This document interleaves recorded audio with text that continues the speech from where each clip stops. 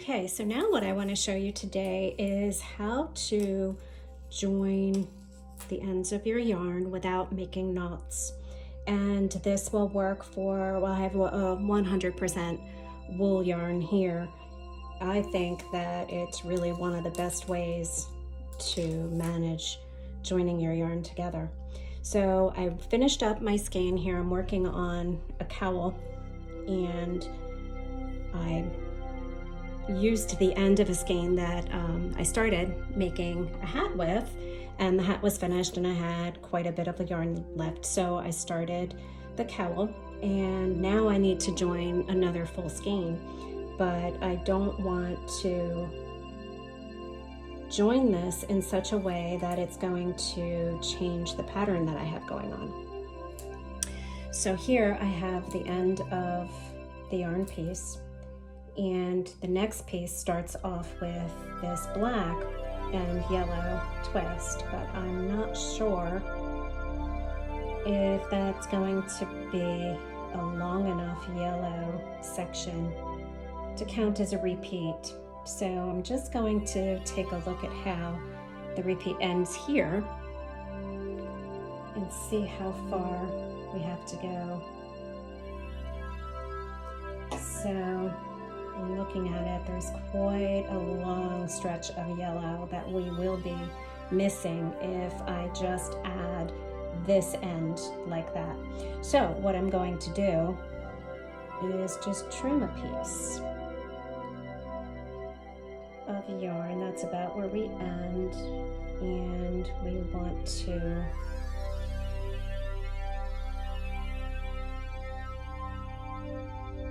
add all of this in.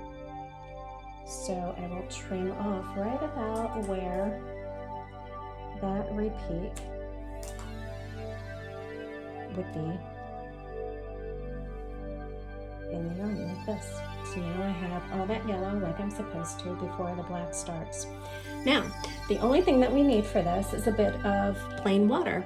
You can have a bowl of water. I put a tiny little bit of just plain water in a squirt bottle, and I have a 2-ply yarn, and I'm just going to pull the plies apart a little bit for a little length. It doesn't have to be a really long, and that'll do. And untwist these plies in the same way.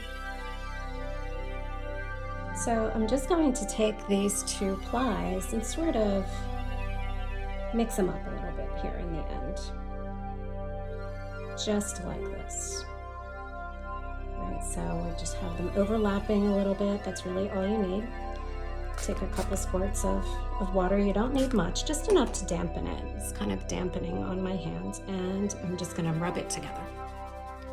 That's all I'm going to do, is just rub it. And what happens is it sort of felts the yarn together. And what you want to do is try to make it around the same width as we have going here. See, it's much wider still, so it needs a little bit more rubbing. Now, of course, we don't have to do it super perfect. And if you feel that it's too dry, you can always add a little bit more water. And what you want is to be able to pull on these pieces so that they don't come apart. And it seems a little dry in that spot. I'm just going to give one more squirt and rub it a little bit more just to tuck those ends in nice and smooth. Now, granted, it does take the twist out. As you can see, we have a twist over here that's sort of undone in our join, and the twist picks up in the area where we did not join, but again, I can really pull on this. Now, I'm not pulling it with my full might, but I'm tugging on it well enough, as you would expect, everywhere else along the length of the yarn, and it does not come apart. So I just want to try to thin it out a little bit more. Not too thin, but close enough. So now all I need to do is pick up my piece and continue knitting. I have just a 2 knit, 2 purl pattern going here. Oops. So I'm just going to knit 2, purl 2 across to where my join is, and you'll see how it really just blends in. And as you work into your second row, that join will really blend in and you're not going to see it at all. And the best part about all of this is that you're not going to have to weave in any ends at the end of your project.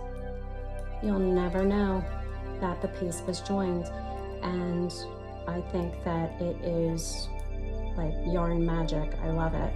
Unfortunately, this will not work with acrylic yarns. So this actually, this little trick was one of the first things that I learned when I started knitting.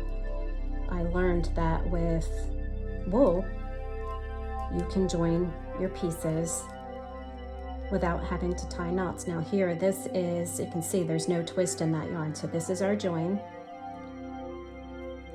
and it blends just like every other length of yarn that we have. You don't even know that you joined it, and it will be just as strong. It is, in fact, a tiny bit damp still, but that doesn't matter. We just go right along with our piece. And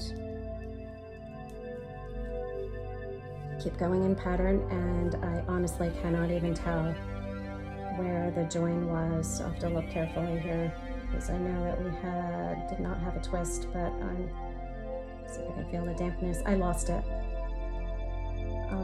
But it's here. We saw it. It's all in here. You can't even tell on the other side, the opposite side. It just blends in perfectly. So I'm just gonna keep knitting around so we can see what it looks like once we get our second row on. And I'm not gonna have you sit through that, so I will work my way around and I'll be right back with you in a minute.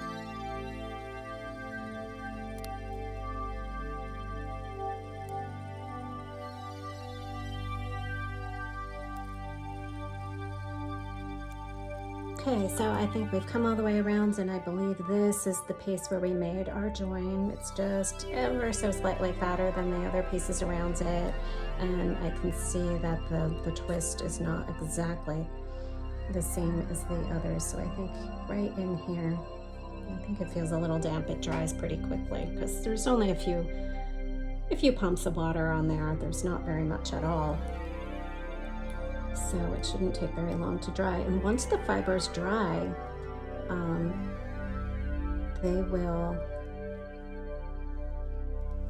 permanently dry in the shape that we have them. So yeah, this is our join.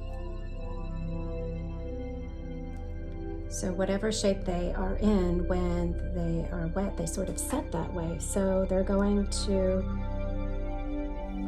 hold nice and tightly. And honestly, you really have to look very closely to find that. You can feel it's a little thicker, but we're looking for it, you know, because we're trying to make sure that it blends perfectly. And in this case, I think it did.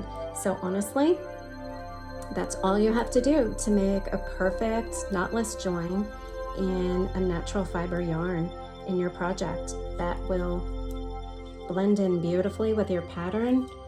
It will save you a lot of time and energy and not having to weave in ends at the end.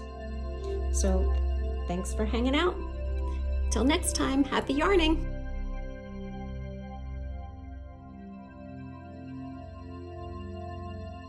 So I've had a video that shows you how to make a knotless join in your natural fiber yarn, and I do know that this works very well with, certainly with 100% wool, but I did start to think to myself, well, will it work with my wool cashmere silk blend?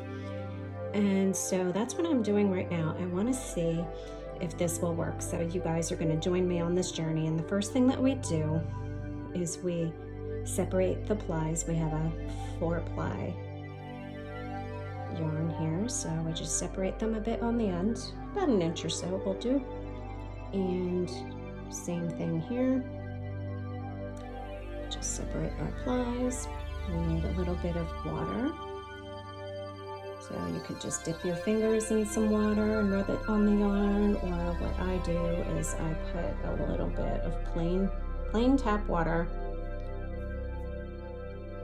into a little spray bottle, and I will give it a couple spritzes. It doesn't have to be soaking wet. And then you just rub it together to make your join.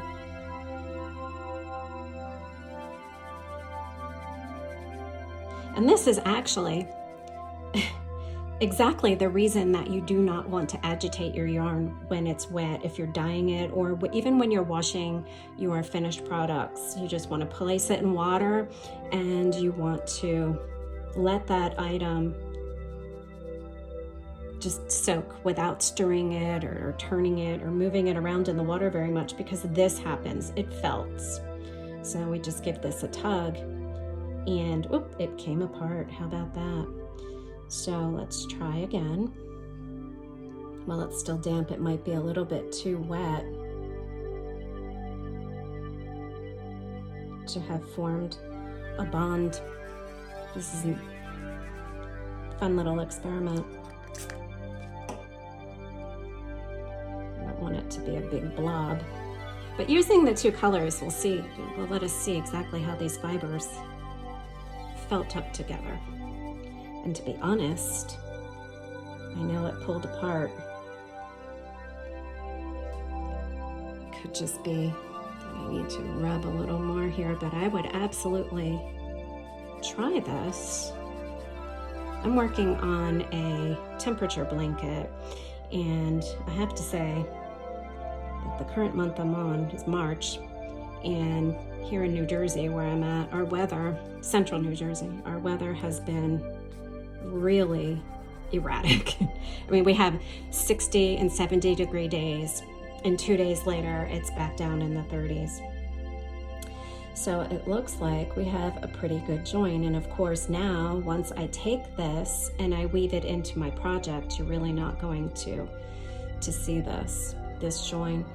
I'll have to check it out and see. It saves me a lot of weaving in, and there's I'm using a square pattern, so each row represents a different temperature for each day of the month. So when you have a lot of temperature swings, you're basically having two ends to weave in at the end of every row, and that becomes quite a bit of work. So if I could just do something like this for my color change, it would be pretty ideal.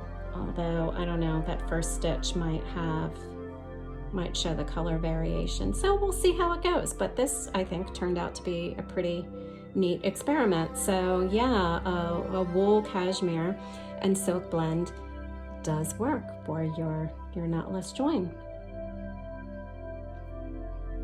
I'll have to give it a try in one of my projects and let you know how it goes. Thanks for tuning in. Happy yarning.